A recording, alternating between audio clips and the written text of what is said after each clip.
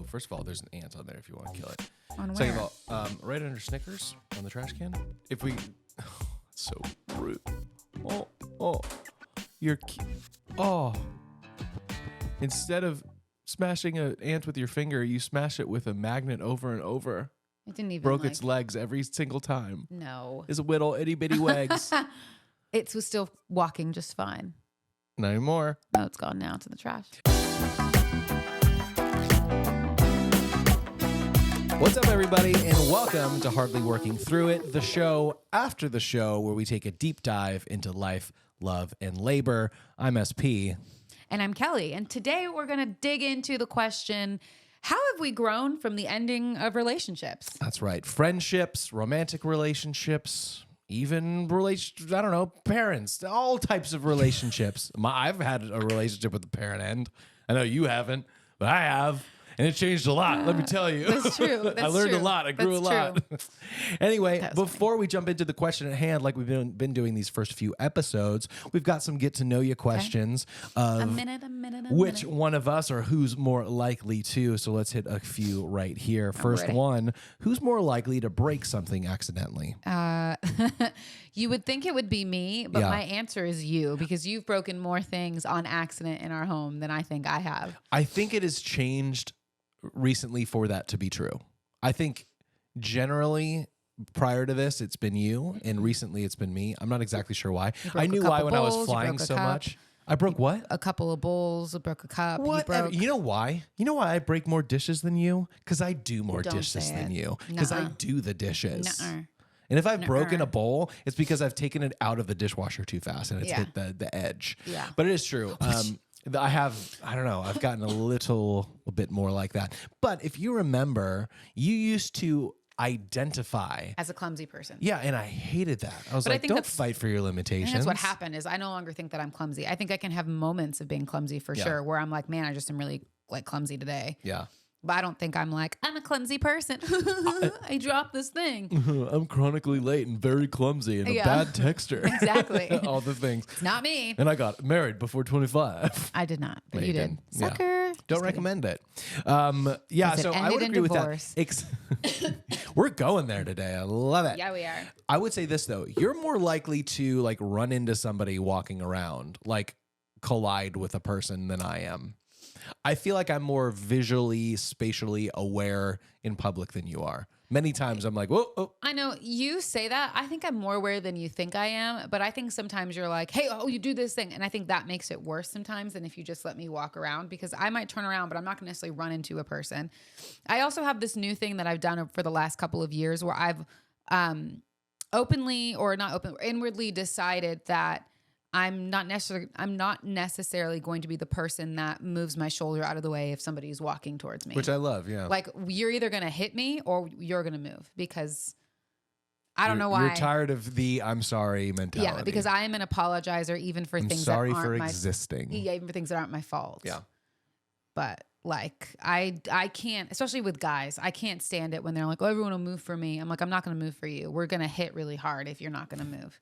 I duetted this video with this girl who was like, she's like, one of my favorite things to do to insecure men is when they start getting really angry about something, I just say, oh, I'm so sorry. Sorry I hurt your feelings. And then they go, no, but my feelings are fine. You know, seems like really big feelings you're having right now. I was like, yes. That's so great. Yes, exactly. So yes, don't move for people. I mean, honestly, move for people. I mean, you know what I mean, though? Do you guys know what I mean? When people are like walking right at you and you're like, as far, for me, it's when I'm as far over as I can be to something, and they're still walking right at me, even though they have so much more space on their side. I need to make myself even smaller for you. I'm not going to move. Like, I'm walking, like, you can be aware of me and you can also move for me. Yeah. You know, I don't need to be the one that like shrinks out of the way or whatever, because I'm a human and I deserve to be seen as well. Let your light shine, babe.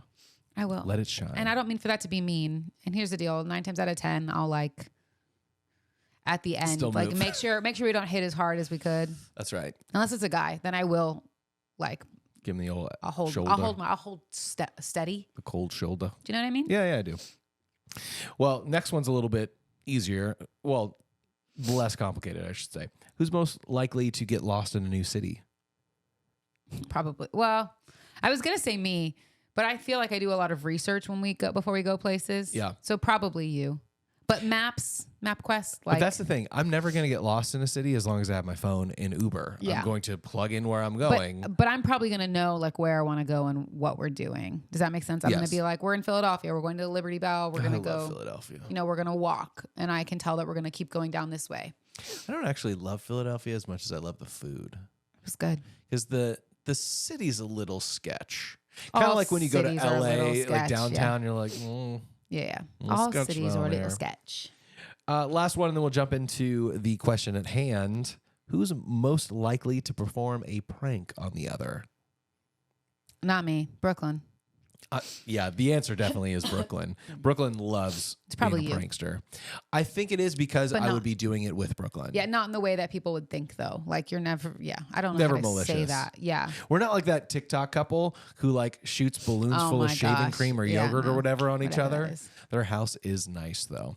And I can't imagine just dumping shaving cream in whatever white liquid that is every single time. It looks like pancake mix to me. Whatever it is, it's nerdy. But I will say that we are more of the couple that tends to leave things for the other person. Like, for instance, if you're working...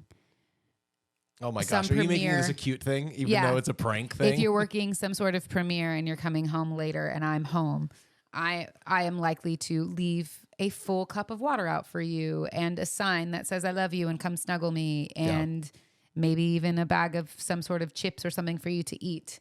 Yeah. Or like I'll tell you leftovers are in the fridge. Like we're more likely to do those type of things. And you're most likely to erase that sign, the whiteboard sign, and write your own for me for when I wake up before you in the morning. So we're not really pranksters. We're more like thoughtful, loving people that don't like to prank people because it's not always kind. I don't think people pleasers generally like to prank people because we want to make people comfortable and happy. Yeah. Yes. But we do those cute little notes and that kind of stuff. We write a lot on whiteboards in our family. Yeah. If you don't have one, I highly suggest you invest in one because it saves paper, number one. Number two, it's great to write like to-do lists or packing lists or any list. Really, just any anything list, you need. If you just need to write down ideas and you can like erase it.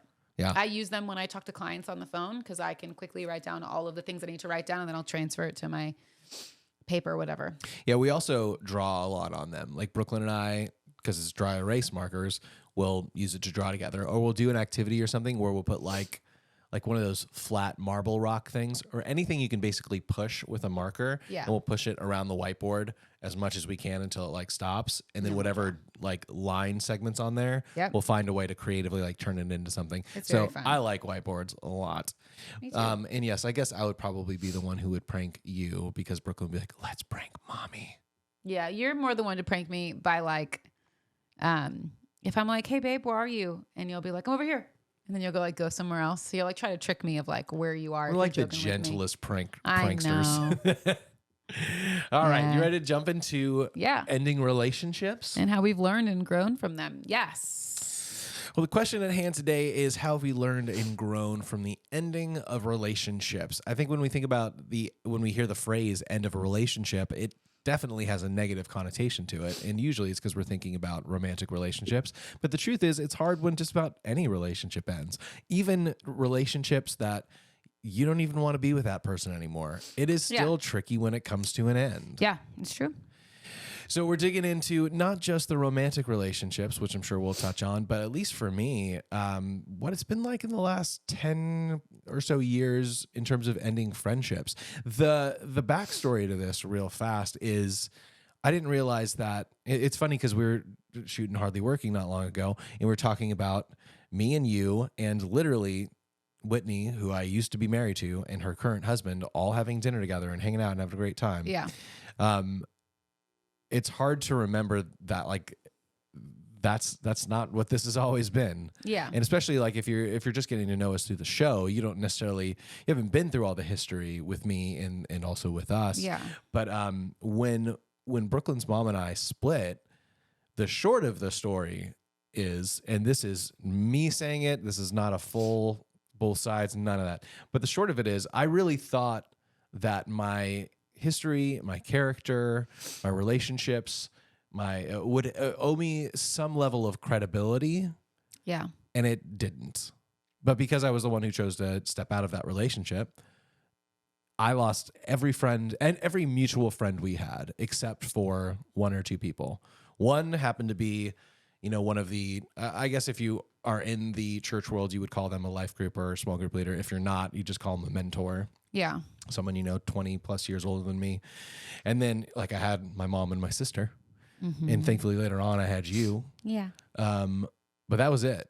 And Yeah. I was a big fish in a little pond. So lots and lots and lots of people knew me. I had lots of acquaintances and less friendships, but still a large amount of friendships. And there's one friendship for me that was harder to lose than the others. Yeah. That was one of my best friends. A guy that he and I did everything together. I mean, we had at least 2, maybe 3 podcasts that we did together. I said I was a big fish in a little pond. Like we were the big fish in that pond. And it was always him and me and him, whatever it is. We were just a duo, a pair, and really like had such a love and affinity for each other. Yeah. And I would say I still have that love and affinity for him as well. And I'm sure he does too. But I think one of the things that I had to learn, and we've talked about this briefly on shows before, and I mentioned it earlier, it's one of the biggest lessons I learned through the end of not just that relationship and marriage, but also those friendships, and particularly this, kind of what for me was like a lifelong friendship. I mean, I was in this person's wedding when I was 15 years old, and he was in my wedding when I was 22. And we just have so much history. But I learned through particularly those 2 relationships ending that, you already know this, we're all the main characters of our own story. Yeah.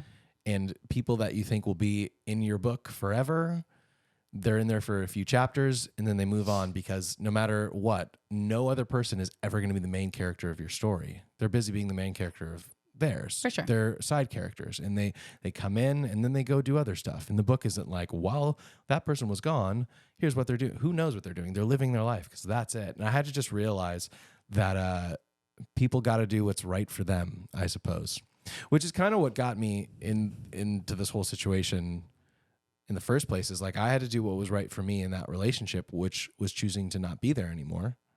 And then everyone else had to do what was right for them, I suppose, by either still being friends with me or not.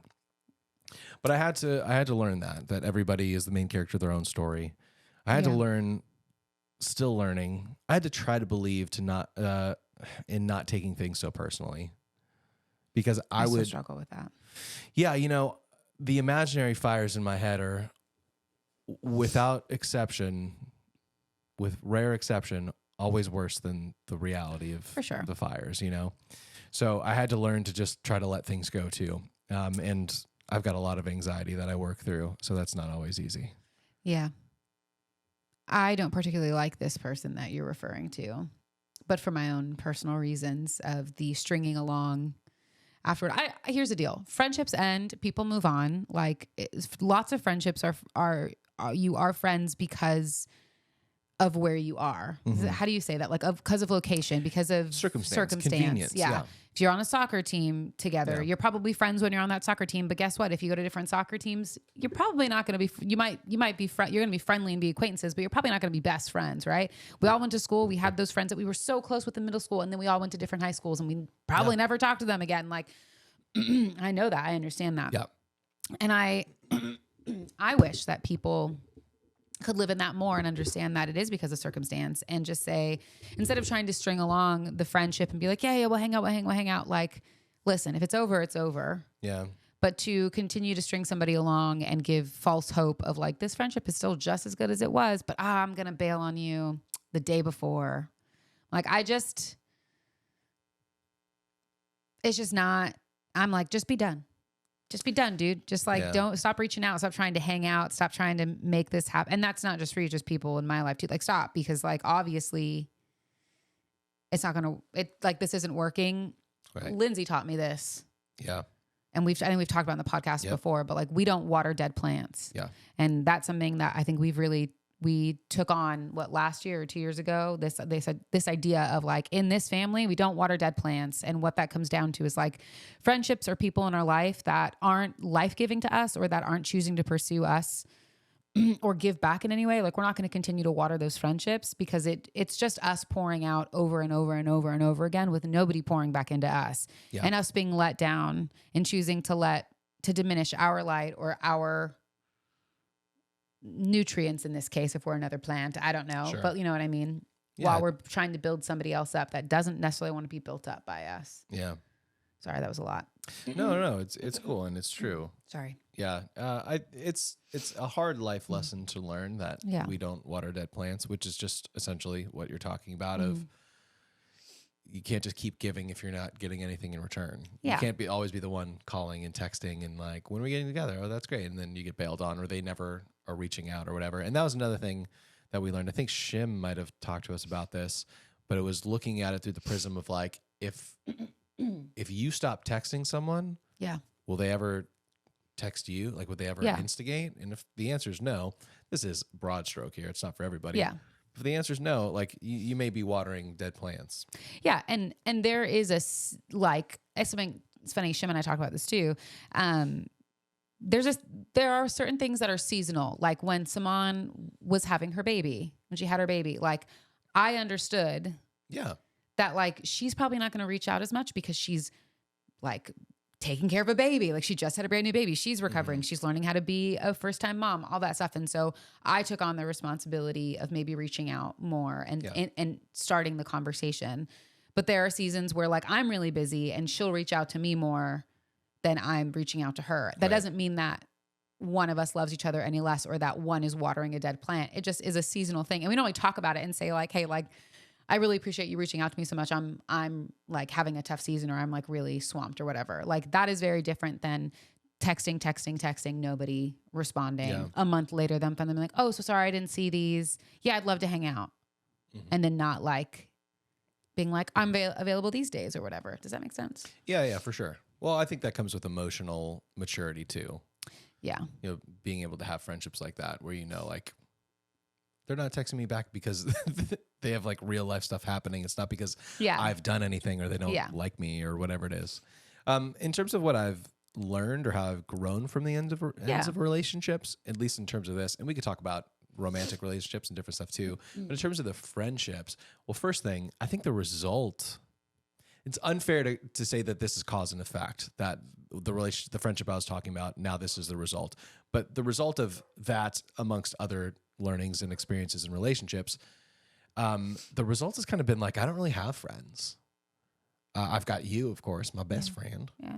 And I was gonna say Travis. I mean, I certainly have friends. Yeah. But you can count on one hand the amount of times in a year that I go out with a friend to hang out. Yeah. Or anything like that. Yeah.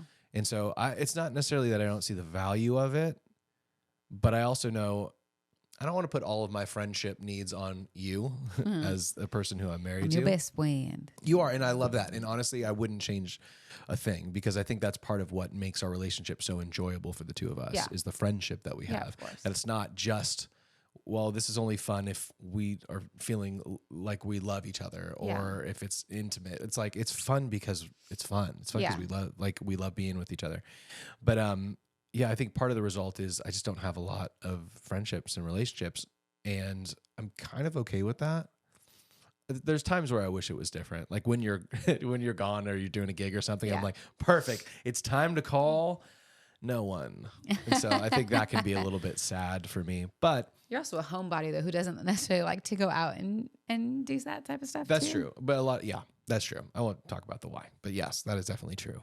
How I've grown and changed, I alluded to it earlier. I think having the realization, not just to try not to take things personally, because some stuff is personal, but everybody's doing whatever they're doing for their own reasons. And while it might have an impact on you, it's rarely solely because of you. Yeah. Like they've got their own friends, spouses, work people, mentors, people telling them you should or shouldn't do this or that or be with some, like they've got all that stuff too. And they're juggling, who knows, their parent is passing away. Like there's just so much happening in people's lives that I'd really do my best to try to not take things too personally. Yeah. And so I feel like I've grown in that way.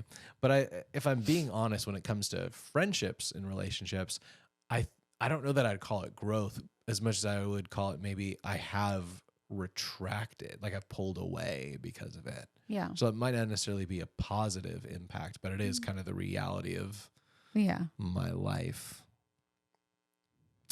Yeah. So I don't know if that's grown as much as it is kind of the result of it. Okay. How do you feel like with some distance and some space? Because let's say it's been like 7 years Sure. since you and Whitney split. Like 8, how do you maybe? how do you feel now? Because like some of these people you still run into, and you still see at different places. Like, how do you feel now? And is there more that you've learned, or are the things that you're talking about the things that you've learned because of the times you run into some of these people later? Does that make sense? Kind of. Have you learned anything new from running into them? Because I know like we just were at a party where some of these people were there and all very kind. Yeah, I think what's interesting, I guess I can answer your question this way. First of all, I don't love running into those people. That's again, broad brush. I mean, most people are totally fine. Most people didn't really care all that much. Yeah. But certain people use their powers in inappropriate ways, in my opinion. And I don't enjoy running into those people who are like that. But I guess if I've seen anything from it, I've seen how, while I don't think that people inherently change who they are at their core, it has, now that it's been almost a decade, it's far more easy to see those who are interested in growing, in changing, in becoming more of who they already are all of. Because you can see somebody you haven't seen in 10 years and you're like, wow, you're exactly the same. And that's kind of troubling. And then you can run into people who it's like, oh, like I'm not thinking about that anymore. Like what's going on with you now? Like, oh, it's so great to see you. Oh my gosh. And I can just tell that those people are in a healthier, happier spot in their lives. Yeah. When they're not, so obsessed with holding on to prior hurts, which is also something I've learned in my life, is I have to learn to let go of certain things. Yeah, and I'm still learning. Yeah. I'm protective of you. For sure. I know that. For sure. But I think if nothing else, I can see more evidently now the people who not only are willing to grow and change, but also, since a lot of this happened in a religious context, those people who believe what they say they believe, the ones that believe in forgiveness, grace, compassion, second chances, all the thing that their savior freely offered them, but they won't offer other people. Yeah. You can see who really believes it. And they're like, yeah, like I didn't agree with the choice, or like, I didn't like it when it happened, but we've moved on. And like, I don't define you by not being in a relationship or whatever it is. So does that answer your question? It does. I was just curious. I have my own thoughts on your circumstance and my own experience with your circumstance as well. Sure. I mean, I'd love to hear it. I don't know that it's so much of what I've learned. I can tell that for me, and this is for you and for viewers, people that are listening, like, sorry, excuse me, that I am still growing in this. I'm a very protective person, and by nature, especially people that Always I have been, really love and care about, like I'm very protective, and I know that. And while I fully believe, while I can talk a big game of what I would do if I ran into people, ultimately I normally end up just leaning towards the nice and kind or complete avoidance, whatever I can or is what needs to happen in the moment. But I've had a really hard time, and I still do. We luckily don't really see a lot of those people that were so invested in your life and that then just dropped you like so quick. After that happened, obviously I know we've talked about it all. I know all the conversations that you had. I know what was asked of you. I know what was threatened to be done to you or whatever. Like I am aware of all those things. And I have a really hard time when I think about what you kind of said, that all of those people you were friends because you all went to the same church. Yeah. And I have a really hard time reconciling what exactly you said of like all these things that like we're taught to do in a church setting. None of you guys really did. Yeah. And especially some of the people that were higher up within that organization, I think showed the least amount of grace and compassion and also didn't strive to, or rather seek to understand. Mm-hmm. And I think what I learned in that is that like your narrative, like your narrative is your narrative. Like, but just because you have your own experiences doesn't mean that you're always going to get to say them. Mm-hmm. At the end of the day, you have to be confident in who you are and confident in what you've done and your choices, regardless of what people are going to say about you or believe about you, because you can't convince everybody. Like, it's not our job to convince people of who we are or what we've done. It's our job to live out who we are, and hopefully people see that and can like be like, oh, that's who that person is. But people are going to believe what they're going to believe about a person, whatever that may be.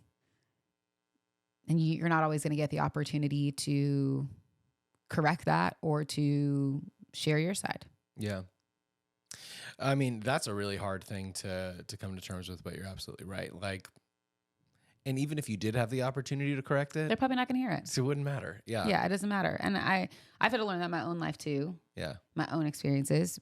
But I know I have a harder time, even though I can understand that and look at that. And in my life, I can be like, yeah, like even if I ran into those people, like I would probably just be nice and kind. Like, what am I going to be like?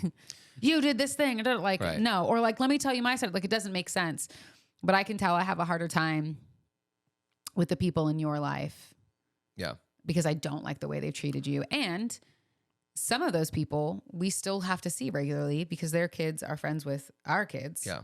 And some of them we saw this week, and so some nice. of them are, yeah, some totally are really awesome. nice, and some like truly. And some weren't able to make it. Yeah, but some of those people like truly can't even be in the same room as you. And for me, I go, damn, you must be holding on to a lot of anger and hatred, and you must be going through a lot in your own life. Yeah, because who has the time to? Yeah, because for you to harbor that much anger or hurt or whatever it is towards a person 7 years after, when you see all of us have moved on and are all having dinner together and like totally happy and fine. Like then, you must have your own issues. And then you come to our kids' party and you refuse to talk to me or walk out of the room when I'm like, and you make fun of what we do. Like I just cannot. Yeah. But I'm sorry for whatever you're going through. To be fair, that is a much smaller number than the number of people who are loving and caring. There was none of that this week at Brooklyn's party. Oh no, it was all great. None of that. It was all so great. And I know that we're kind of like nitpicking and talking about it, and I hope this doesn't change your perspective of us. There's a lot of hurt there, and like I know we don't talk about it very much because you're always worried, and I love that about you, about like not talking poorly about other people and not like I don't think that you actively hate or dislike or are mad or angry at anybody that was a part of that past life or group for you, but I do know that there's hurt. Yes, in that. And I think that's fair. I am actively, I can get actively upset and angry because of my protectiveness where I'm like, I just don't like those people. Yeah. But I think it's important to realize that you can have hurt without hate, you know? Yeah. Oh yeah. And I think that's maybe what forgiveness and moving on is like, it still doesn't feel great, but like, I'm not going to hold on to it. Yeah. And I don't even know that you have to forgive people. I know you don't like her, but Taylor Swift talks about this of like, you don't have to forgive and you don't have to forget. Like you can just move on. I believe she said, you forgive, you forget, but you never let it go. That's Band-Aids don't fix bullet holes. That's what her fans say. But yeah, there was an interview where she said that like, you don't have to forgive, you don't have to forget, but you can move on. You can choose to say like, I'm not going to let that hold any space in my life. And I'm just going to move on because not everyone is worth forgiving because they're not seeking it, they don't need it, and they don't want it, and you don't need to spend your time worrying about that. You can just move on. Yeah, and that's the thing too, is that we've said this before, I'm sure we talk about it a lot, but like the person that has hurt you the most, the thing that they've done that like haunts you at night and you think about multiple times a week, that person is not thinking about you. Oh no, and they're not losing sleep over it. Nope. The only one who's still hurting is you. And so even if you forgive someone privately, not to their face, sometimes that's what you need. Because forgiveness, I think the biggest misconception about forgiveness is it feels like a get out of jail free card for someone to hurt you. Yeah. But when you are able to authentically forgive someone that's hurt you, you're the one who's really getting set free from the burden of carrying that. Yeah. And you don't need the other person there to forgive them. Yeah. You can just do that for on yourself. Yeah, because I'll tell you what's even worse. When you tell somebody like, hey, I forgive you. And they're like, what for? And you're like, oh, you don't even remember. You don't even know. Yeah. Ugh. You had some fallout with friendships because of me. Like you had the end of a friendship relationship because you had started dating me. Yeah, it was an interesting time. Yeah, I mean, it was an interesting time starting to date you because you were, sorry for saying this, you were like a taboo person to date because you'd been divorced. Really? And, some of my friends like knew you and when you and Whitney were together. Sure. Yeah, but I remember a big part of our culture growing up, and by the culture I mean the Christian culture or the religious culture, is the, hey, can we grab coffee? Ugh. And it's coffee this week. Yeah, it's like thick in the, there's going to be like some sort of dropping the bomb. Yeah, dropping a bomb or some sort of conversation where you're going to surprise attack me with like what your thoughts are. Yeah. Yeah, so this was an interesting one. It's weird because with this person, like truly I don't really have any like upset. I don't like hate her at all. If I saw her, I'd probably like be fine and be nice, but it wasn't a very interesting conversation to have where one goes from being very excited, oh my goodness, I'm so excited for you, that's a great fit, it's going to be great, oh my goodness, to then having a coffee date where I'm being told that, and it's such, goodness gracious, it's such a weird thing. Yeah. People that did not grow up religious, like they would be like, this is so weird that someone's sitting you down and going, my therapist thought this was weird. Yeah, I don't really feel like weird? it's okay that you do this and the Lord, blah, blah, blah, all the stuff. But long of the short is she was dating someone that had just been divorced. They're now married and have been married for a few years. Mm-hmm. I was starting to date someone that had just been divorced. Hers was totally okay. Mine was not. Yeah. Because she really felt like the Lord hadn't like done all the work in you and Whitney's relationship and that morning. And mind you, at this point, it'd been like a year and a half since you guys had like not been together at all. And I was like, I don't know, like what you mean? Like the divorce papers are signed, like it's official. Right. They're done. Like, I don't like what else? Help me understand what else you think is going to happen. That's very interesting. Like I said, while that conversation was hard, I actually, and we talked about this, I think she did it the best that she could at the time. She wasn't mean about it. I think it's inherently mean. I mean, yes, but it wasn't, it was more like, this isn't my preference. And because of that, like I don't feel like I can be in your life and be your friend, which I know some of you guys are like, that is mean, but like compared to what it could have been and like what you experienced now that like, I know it could have been a lot worse. For sure. It could have been a lot worse. Yeah. And so I think what I learned from that is like, you're not everyone's cup of tea and not everyone's going to agree with your decisions, and that's okay. Yeah. Like truly. But I also learned like it's even when you don't agree with someone, you can still choose to be nice and kind. And that's true. Yeah.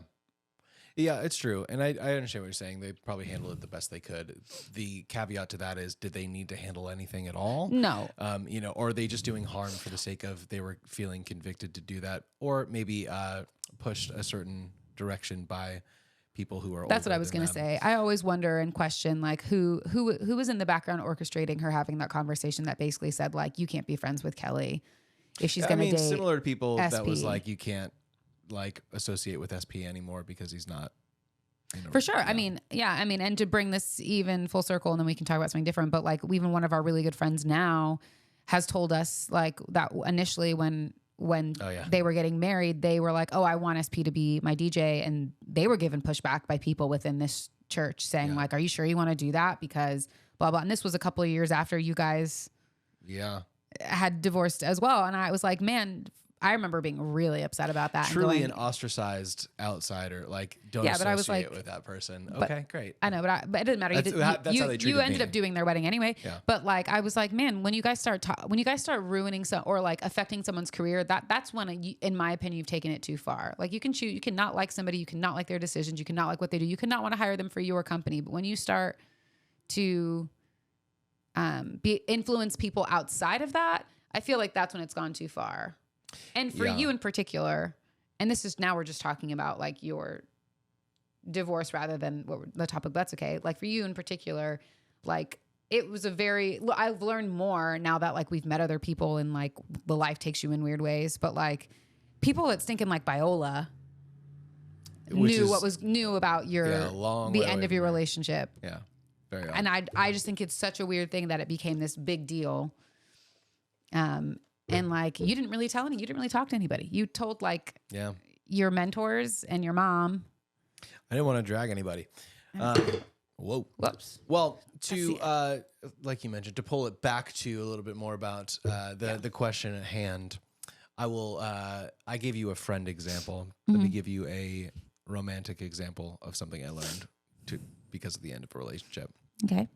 I dated only a few people in high school, and one relationship had ended, and I had started what I would have called a friendship with another girl because there was nothing official, no titles, no anything, but we were enjoying our time together. And this person, that friendship came to a close when certain things came up, all of it is so stupid right now, but that friendship, which was a pseudo relationship, but really a friendship, came to a close. And I was not clear about that. And I started seeing someone else in a specifically romantic relationship. Yeah. And then somehow those worlds combined, and it became this like at the time like the biggest problem I've ever had, as if I was like dating two people at the same time, which was not the case. But I did learn from the end of both of those relationships that sometimes it is better to be more clear on your decisions and the things the places and you're going in life, rather than what I tend to do, which is kind of do things very kindly and softly and gently, but also maybe makes things less clear. So I would have avoided a lot of problems had I learned the lesson of being more clear earlier on rather than trying to be the nicest person possible. Yeah.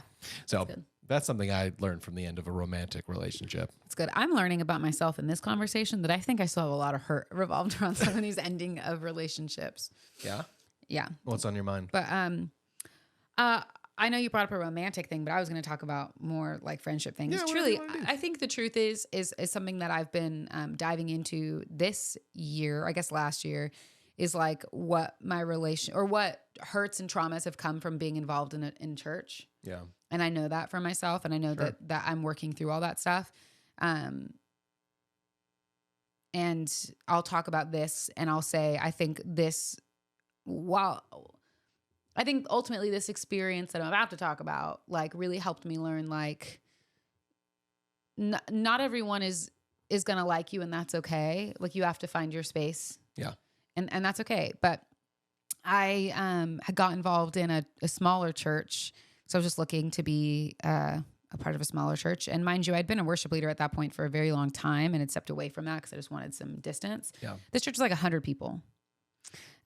Not very large, but girls can be catty, and unbeknownst to me, there were some rumors going around about me that I didn't learn till later.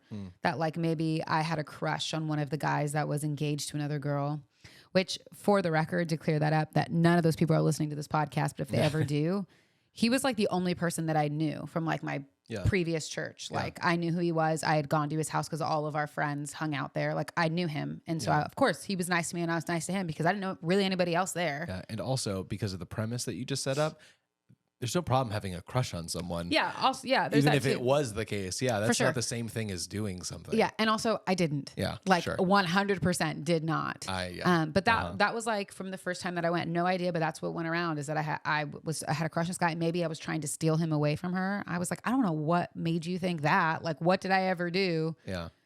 Most I did was like maybe give him a side hug because we're church people. That's what we do. We side hug. But yeah, I was very active with my roommate there. We would like make breakfast. We'd come set up. We'd do all the things. It's just what I needed in that time. Flash forward like months later, maybe 6 months later, Saman actually was also going to this church, wanted to get more involved and wanted to like be able to serve. And I hope is not going to be upset that I'm sharing this part of her story, but you had to sit down with the lead pastors in order to like get involved in the church. And these lead pastors like had lunch with her and did all this stuff. And then finally was like, yeah, at this time, we don't think that we're not going to let you serve anywhere, and when asked why, they said, oh, it's because of Kellie, because we don't think that she has the right intentions of being here. And like, because you're friends with her, we're not going to let you like serve or get more involved. Wild, man. And what those intentions were, I couldn't tell you. Because I was making like literally making breakfast burritos with my roommate and bringing them in the mornings to like give out to people and setting up and then staying late to tear down and like being there for special events and helping plan stuff and doing all that stuff. That's crazy. And then you flash forward, I ended up moving out of my roommate's apartment because life and money and car problems and my cat getting old, all the things. The important stuff. The important things. And she ended up moving in with some other people. And I came to find out that they all talked crap about me, including her, including the roommate that I lived with for like a year, who was one of my closest friends, still chose to talk poorly about me. And no one stood up for me. And to this day, I still think those people probably think terrible things about me. For the record, for church people, like accountability is important and like having deep conversations if you're feeling a certain way is important. Not one of them talked to me about this.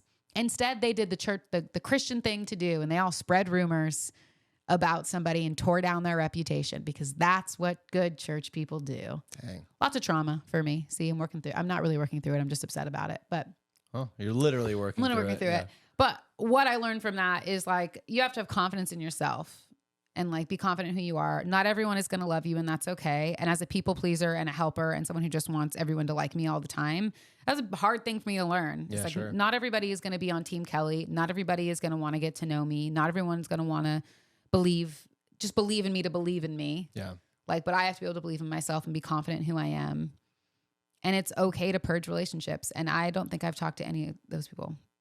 That's not true. She actually came to apologize. And I remember this was a poor thing on my end, but that roommate found out that she talked crap about me. And so then decided to come and apologize to me. And I literally was like, I'm done. Like, I'm not, I don't want to get wrapped up in this. So it's tough because I'm like, hey, that's your opportunity to get the apology. But I didn't need an apology.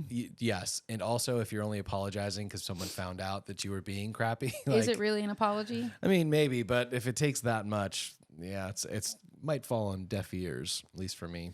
Yeah. I'd love to have a conversation with some. I know a lot of them have what we'd call deconstructed their religion. Yeah, and no longer like attend church. If the opportunity ever arose, I'd love to sit down and kind of ask them like, hey, like what was going on during that time? And like, why didn't you talk to me about it? Or like, what did you think of me? Because it is interesting. I think people can can come to their own conclusions about people without fully getting to know that person. And that like in whatever quick observation or quick determination of who they think you are will then help. I don't even know what I'm trying to say, but will be the thing that guides them in how they treat you or how they view you moving forward. And it can be a really crappy thing, especially when you don't know what you've done wrong. Right. Or you don't think you've done anything wrong, or I don't know. It's a lot. It is a lot. To kind of put a bow on it, I want to throw out just a few more things. I've said it before, and I'll say it a million more times. The end of relationships is painful. Yeah. But when you're met with that, pain will either make you bitter or make you better. Yeah. But you have to make the choice. I'm just kidding. Well, you have to make the choice to let it make you better, because the default will make you bitter. You don't choose to let pain make you bitter. That's going to happen unless you choose to try to take that pain and help learn and grow from it and make you better and make you happier. That's true. I see most things in a different light now.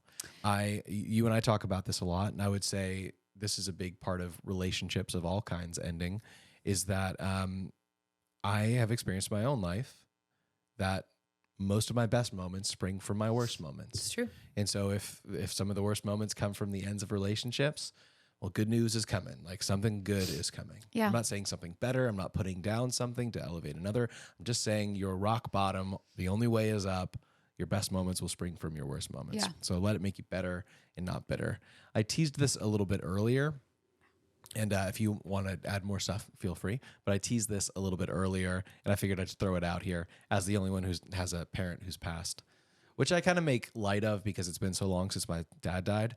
But I'm also very worried about the fragility of life, as we have 3 other parents. Yeah. And while it's easy to make light of someone who's already passed, it's hard to think about others passing.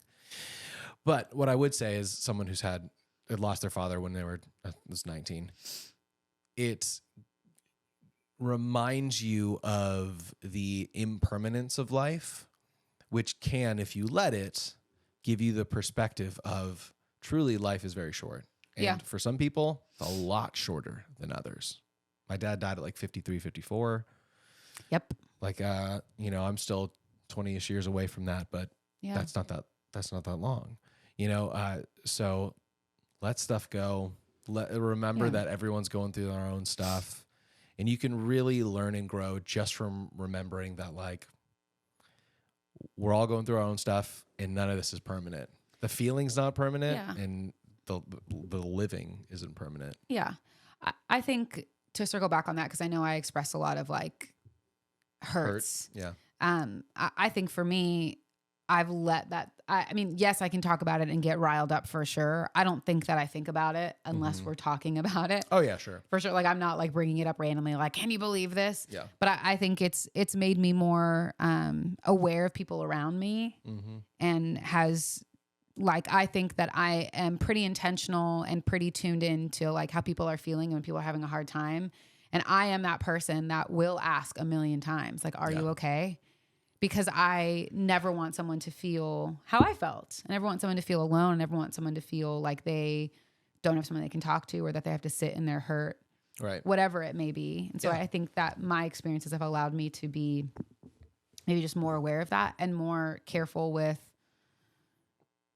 more willing to seek to understand people than to just like write them off. Assume, yeah, because everyone has their own story. Like you said, everyone's the main character in their own life. Everyone has their own story. Everyone's going through something that we don't know, and they put a facade on every time they walk out the door to choose to be a happy person, rather than to choose to be like, here's all my baggage and my drama. Whether that's their parent is dying, they have cancer, they just sent their only child off to school across the country, whatever it is. Everyone's going through their own thing. And you can't expect everyone to be perfect, but you can only control your actions. And I can choose to be a nicer, kinder person every single day, who chooses to care about the individuals that I come in contact with, chooses to read people's name tags and say, thank you, Jocelyn, for my Starbucks coffee or whatever. Right. Yeah. And hope that brings a little bit of joy and a little bit of levity to that person's life, no matter what they're going through. Because of my experiences, even though that, like, it isn't one for one, but like, it's like, I can choose to bring joy and be a happy person, rather than choose to be upset about all of these people that chose to hurt me or whatever. Right. Yeah. And I can choose to try to see the good in somebody rather than assume the worst. Yeah. Because that's happened to me. For sure. Yeah. You've learned how, to not treat people. Yeah. Because of how you've been treated. And for me, life is better and more enjoyable when we're doing the things like you mentioned, saying, thanks, Jocelyn, for my coffee, or making people feel loved and known, rather than putting people down. Yeah. And Brooklyn watches us, and she does the same thing. My favorite thing that she does, which I also think is hysterical, is that whenever we go out, she will always find a way to compliment somebody, even if it's the Target workers. And she's like, I like the color of your shirt. I'm like, they're all wearing red. Yeah. I love you so much for that. But like, it's her opportunity to do the same thing that we're doing, of saying like, thank you, really Jocelyn, sweet. Or thank you. How's your day going? Yep. And I think if I can teach her that, if I can teach her to be nice and kind, if I can teach her to see the good in people, if I can teach her to never assume like what somebody's going through or what that is. And if I can teach her to be confident in who she is and know that she's not going to be everyone's cup of tea, and that's okay, because that's how you find your people. Yeah. It's by weeding out those people that are like, hey, I don't like you. That's okay. Like, you're just not my cup of, you're not my people, and I will find my people and my tribe and my safe place. Doesn't mean you're bad. It just means you're not good for me. And that's okay. Yeah. And I'm grateful for the experience that we've both gone through. Yeah. Not necessarily you losing your dad. I'm sad that you lost your dad. Never got to meet him. Nothing I can do about that. I know. But while I can hurt over like my past experiences with friends and your past experience with friends, like, I'm grateful for what we went through, because I think it's allowed us to find some of our people, even if they do live across the country. That's true. You know? Yeah. But it's allowed us to like be more intentional with those friendships and with our friendships that we have now, versus being spread so thin that we're just trying to make it all happen all the time. Yeah. And I think it's given you a confidence to be exactly who you are all the time. And you're unapologetically you. What you see is what you get.